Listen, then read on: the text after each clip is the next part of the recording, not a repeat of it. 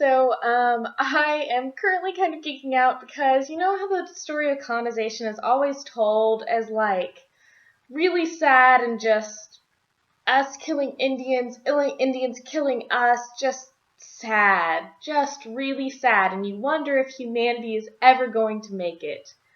Well, I am in a colonial American class, and we were told to read this book about Cabeza de Vaca. It's a huge, well, huge being like not huge, but huge for the time, primary source document. It's been a lot of like betrayals and like they've had a lot. I mean, they're explorers at this point. They're the very early explorers. They're not like trying to kill all the Indians, but they are trying to survive. And they've made it to this new land, and they've had storms and their ships have been taken and they're down on their last leg. They've actually got like virtually no clothing. They've been surviving off of like corn for the past months, and they've not been able to even like eat it cooked half the time, and they're running out of that, and they don't have water, and they've just lost some more of their men. And finally these Indians have been bringing them food, saw them in this state because they had been trying to leave and they couldn't because of like another wave or something. Like they lost more men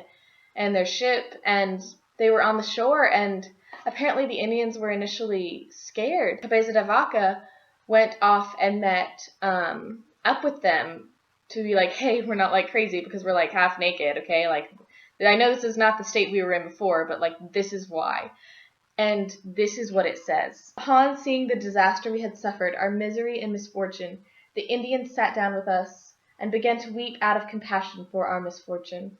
For more than half an hour they wept so loudly and so sincerely that it could be heard far away. But he's a Spaniard in search of the new world and new treasures, and they think that the way the Indians live is brutish. That's their life. But the point being that even though they think this, even though the Indians and the Europeans clashed so hard, the Indians sat down and pitied them. You don't really hear of that.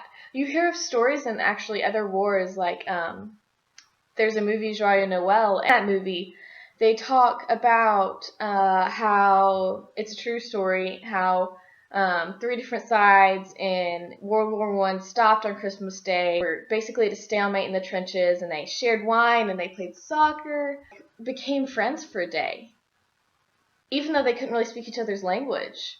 And then the next day they went on to fighting. And there's a similar story of a battlefield in Middle Tennessee. In the Civil War, one side started singing a song, I believe, and the other side started singing with them, and they had like a night of song, and then in the morning they got up and fought each other. Humanity seems so beautiful, and then sometimes humanity can be so brutal.